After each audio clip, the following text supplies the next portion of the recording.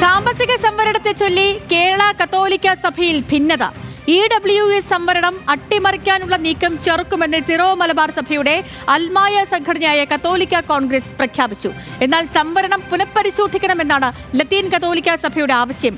എന്നാൽ വിഷയത്തിൽ ഒരു നിലപാട് സ്വീകരിക്കാൻ KCBCക്ക് ഇതുവരെ സാധിച്ചിട്ടില്ല.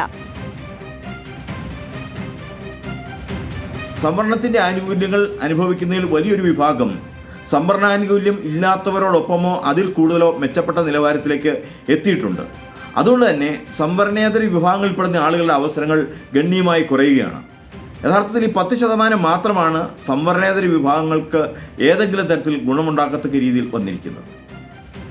WS എന്ന് പറയുന്ന ഈ സമ്പ്രദായം നടപ്പിലാക്കിയപ്പോൾ തന്നെ ഇതേ സംബന്ധിച്ച് വളരെ വ്യക്തമായൊരു അഭിപ്രായം പറഞ്ഞിട്ടുള്ളതാണ്.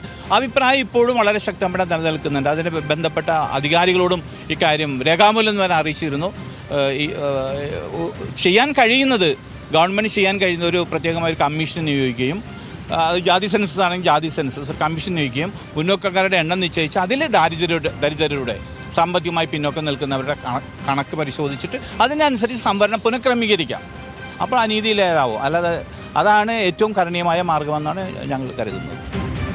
അനിൽ ജോർജാണ് വിവരങ്ങളുമായി ചേർന്നത്. Anil, good morning. ഇപ്പോൾ ഈ സംവരണത്തിൽ ഇങ്ങനെ ഒരു വിവാദം ഉണ്ടാകാൻ, ഒരു തർക്കം ഉണ്ടാകാനുള്ള കാരണം എന്താണ്? കത്തോലിക്ക കോൺഗ്രസിന്റെ ഈ വിഷയത്തിലെ നിലപാട്, ഒപ്പം KCBCക്ക് എന്തുകൊണ്ടാണ് ഇതിലൊരു സമവായത്തിലേക്ക് എത്താൻ ഇനിയും കഴിയാത്തത്? Anil Sethulakshmi, good morning. കേരള കത്തോലിക്ക സഭയെ സംബന്ധിച്ചിടത്തോളം കേരളത്തിലെ കത്തോലിക്ക സഭ എന്ന് പറയുന്നത് 3 വ്യക്തിഗത സഭകളാണ്. സീറോ മലബാർ, സീറോ മലങ്കര, ലത്തീൻ എന്നിങ്ങനെ 3 സഭാ വിഭാഗങ്ങളാണ്. അവയിൽ കടുത്ത ഭിന്നതയ്ക്ക് ഇപ്പോൾ കാരണമായിരിക്കുന്നത് EWS സംവരണമാണ്. സാമ്പത്തിക അടിസ്ഥാനത്തിൽ മുന്നോക്ക വിഭാഗത്തിലെ സാമ്പത്തികമായി പിന്നോക്കം നിൽക്കുന്നവർക്കുള്ള 10% സംവരണത്തെ ചൊല്ലിയാണ് ഇപ്പോൾ തർക്കം ആരംഭിച്ചിരിക്കുന്നത്. ഇത് കുറച്ചു നാളായി ഈ തർക്കം നടക്കുന്നുണ്ടായിരുന്നു.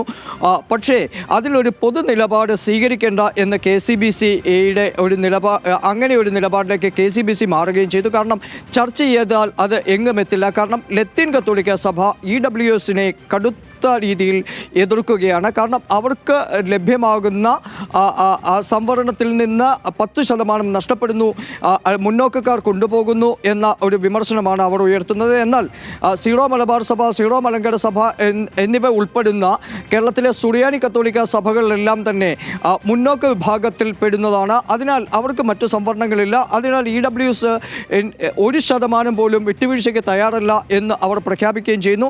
ഇപ്പോൾ ഏറ്റവും അവസാനം ഈ വിവാദം വീണ്ടും കത്തിപ്പടരാൻ ഉള്ള കാരണം VT ബൽറാമിൻ്റെ ഒരു ഫേസ്ബുക്ക് പോസ്റ്റും അതിന് മറുപടിയായി സീറോ മലബാർ സഭയുടെ മെത്രാൻ സമിതിയുടെ സിനഡ് സമ്മേളനം കഴിഞ്ഞ ദിവസങ്ങളിൽ നടക്കുകയായിരുന്നു. ഈ സിനഡ് സമ്മേളനത്തിൽ ഏതാണ്ട് ഒരു ദിവസം നീണ്ടുനിന്ന ചർച്ചയിലേക്ക് VT ബൽറാമിൻ്റെ ഫേസ്ബുക്ക് പോസ്റ്റ് പോവുകയും അതിനെ കടുത്ത ഭാഷയിൽ വിമർശിച്ചുകൊണ്ട് മെത്രാൻ സമിതി ഒരു പത്രക്കുറിപ്പ് പുറത്തിറക്കുകയും ചെയ്തു. ഇത് സമുദായ സംഘടനയായ സീറോ മലബാർ സഭയുടെ അൽമായ സംഘടനയായ സമുദായ സംഘടനയായ കത്തോലിക്ക കോൺഗ്രസ് ഏറ്റെടുക്കുകയും EWSന് നേരെ ഉയരുന്ന എല്ലാവിധ വെല്ലുവിളികളും അവസാനിപ്പിക്കണമെന്നും EWSൽ 1% പോലും നഷ്ടപ്പെടുത്താൻ അനുവദിക്കില്ല എന്നുമുള്ള പ്രഖ്യാപനവുമായി അവർ രംഗത്തെത്തി. എന്നാൽ ഇതിനെതിരെ നേരത്തെ തന്നെ കടുത്ത ഭാഷയിൽ വിമർശനം ഉന്നയിച്ചിരുന്നു കേരളത്തിലെ ലത്തീൻ കത്തോലിക്ക മെത്രാൻ സമിതി തന്നെ. അതിനുശേഷം ആ സമുദായം ആണ് അത്തരം കാര്യങ്ങൾ നോക്കുന്നത്. ലത്തീൻ സമുദായത്തിൻ്റെ രാഷ്ട്രീയ കാര്യ സമിതിയായ KRLCCയുടെ വൈസ് പ്രസിഡന്റ് ജോസഫ് ജൂഡ് തന്നെ ഇക്കാര്യത്തിൽ കടുത്ത വിമർശനമാണ് ഉന്നയിച്ചിരിക്കുന്നത്.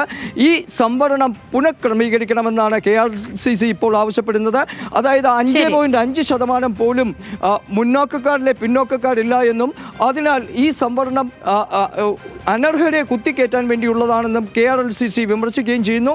ഇത്തരത്തിൽ കടുത്ത ഭിന്നതയിലേക്ക് കേരള കത്തോലിക്ക ശരി പറഞ്ഞതുപോലെ തന്നെയാണ്, ഭിന്നതയിലേക്ക് പോവുകയാണ് കാര്യങ്ങളൊക്കെയും. ഈ സംവരണത്തെ ചൊല്ലിയുള്ള സഭകൾ കേന്ദ്രീകരിച്ച് നടക്കുന്ന തർക്കങ്ങളൊക്കെയും. വിവരങ്ങൾ നൽകുകയായിരുന്നു അനിൽ ജോർജ്.